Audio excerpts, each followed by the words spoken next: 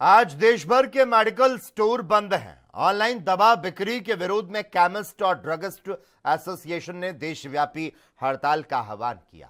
इस देशव्यापी बंद का व्यापक असर हरियाणा में भी देखने को मिल रहा। Haryana state chemist and druggist association के आह्वान पर सूबे के तमाम मेडिकल स्टोर आज पूरी तरह से बंद है। केमिस्ट का साफ कहना है, ऑनलाइन दवाइयों की अनियंत्रित बिक्री से न सिर्फ उनके रोजगार पर लात पड़ रही, बल्कि इससे बिना पर्चे के मिलने वाली नशीली और नकली दवाओं का खतरा भी बढ़ चुका है। यह हड़ताल आज रात 12 बजे तक जारी रहेगी। हालांकि इमरजेंसी के लिए अस्पतालों के अंदर स्थित मेडिकल स्टोर्स को इस बंद से बाहर रखा गया, ताकि मरीजों को भारी किल्लत का सामना ना करना पड़े। तो ऑनलाइन दवा बिक्री के खिलाफ केमिस्टों के इस देशव्यापी गुस्से का पूरा असर हरियाणा की सड़कों पर साफ दिखाई देने लगा। अगर बात की जाए हिसार, सोनीपत, यमुनानगर और फतेहाबाद की, तो इस हड़ताल का व्यापक असर देखा जा रहा। इन जिलों के मुख्य बाजारों में गलियों तक में दवाइयों की दुकानें पूरी तरह से बंद हैं, लेकिन इस हड़ताल की सबसे बड़ी मार आम जनता पर पड़ रही। सुबह से दूर दराज के इलाकों और अस्पतालों से आने वाले लोग दवाइयां खरीदने के लिए दर दर भटक रहे और बेहद परेशान नजर आ रहे। जरूरी और लाइफ सेविंग दवाओं के लिए भी मरीजों को और उनके परिजनों को भारी किल्लत का सामना करना पड़ रहा है। एक तरफ जहां हरियाणा के कई जिलों में दवा दुकानों पर पूरी तरह से ताले लटके हैं, वहीं दूसरी तरफ सूबे के कई हिस्सों से मरीजों के लिए राहत भरी खबरें सामने आ रही। कई बड़े जिलों में केमिस्ट एसोसिएशन के इस बंद का असर बेअसर साबित हुआ। अगर बात की जाए उन इलाकों की जहां दुकानें सामान्य रूप से खुली हैं, तो पंचकुला, महेंद्रगढ़, रेवाड़ी और गुरुग्राम में इस हड़ताल का कोई खास असर नहीं देखा जा रहा। इन जिलों में सुबह से मेडिकल स्टोर खुले हैं और मरीजों को आसानी से दवाइयां मिल रही। वहीं अगर करनाल की बात की जाए तो यहां पर हड़ताल का मिला जुला असर देखने को मिला। जहां कुछ इलाकों में दुकानें बंद रही तो कुछ जगह खुली रही। इसके अलावा रोहतक में मरीजों के लिए एक बड़ी राहत रही। यहां पीजीआई मोड़ के पास स्थित तमाम प्रमुख दुकानें खुली रही, जिससे इलाज के लिए आने वाले जो लोग हैं उनको भटकना नहीं पड़ा।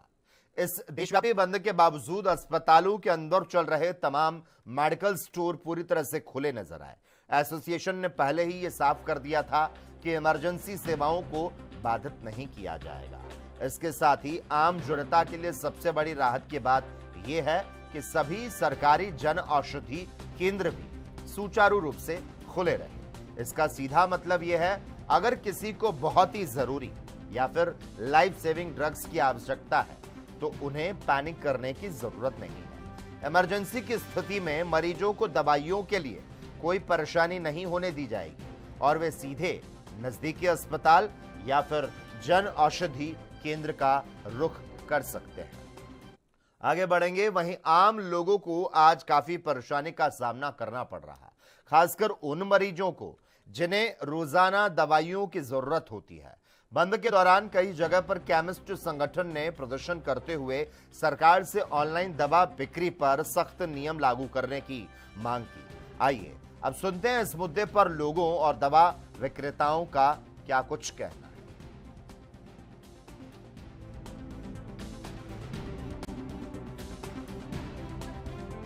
आज हम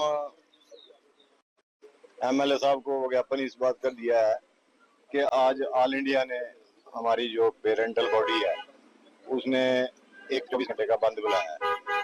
बंद बुलाने का कारण ये है कि सरकार को कई बार बताया गया है कि ये ऑनलाइन जो फार्मेसी है इसको बंद करो, क्योंकि इनके पास कोई भी इस दवाई को बेचने का लॉ नहीं है और हम तो कानून के तहत काम करते हैं। और सरकार कहती है कि एक विधान एक संविधान, तो यहाँ भी दो कानून क्यों चलते हैं? इस पे भी, मेडिसिन पे भी एक ही कानून चलना चाहिए। हमारे जैसे जितने भी साथी हैं वो देश की सेवा के लिए कई पीढ़ियां लगी हैं, इनके पेरेंट्स भी थे, आज भी लग रहे हैं, तो देश की सेवा कर रहे हैं और अपना परिवार भी पाल रहे हैं।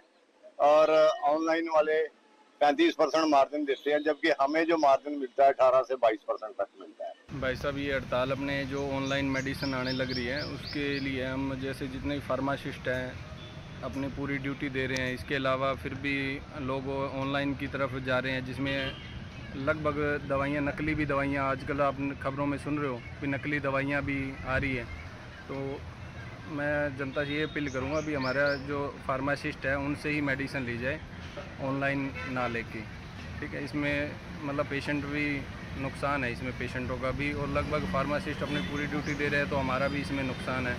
भी सरकार इस पर पूरा ध्यान दे भी ऑनलाइन ज़्यादा मेडिसिन ना हो। कहते हैं कि ये सभी लोग आए हैं, इन्होंने आज हड़ताल की हुई है। हड़ताल करने का कारण है कि ऑनलाइन मेडिसिन जो कंपनियां हैं वो सप्लाई भेजती हैं और जो सप्लाई लेते हैं उनके पास लाइसेंस है या नहीं है, ये होना नहीं चाहिए।